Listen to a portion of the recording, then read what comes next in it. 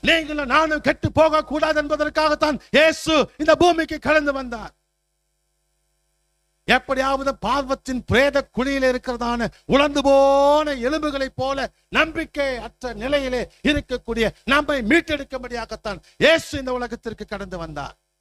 ஆத்துமாக்களுக்காக பாவ நிவர்த்தி செய்வது ரத்தம்.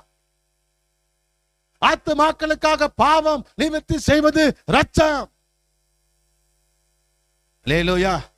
அந்த ரத்தம் சிந்துதல் இல்லாமல் பாவ மன்னிப்பு இல்லை என்று சொல்லி எல்லா வேதங்களும் சொல்கின்றன. ரிக் வேதம் சொல்லுகிறது, அஜூர் வேதம் சொல்லுகிறது, அதர்வேண வேதம் சொல்லுகிறது, சத்திய வேதமும் சொல்லுகிறது, சாமு வேதமும் சொல்லுகிறது, முஸ்லிம்லே குரானும் சொல்லுகிறது. அந்த சத்தியத்தின்படி இயேசு உனக்காகவும் எனக்காகவும் ஒட்டுமொத்த ரத்தத்தையும் கல்வாரி சிலுவையிலே நமக்காக செய்து முடித்தார்.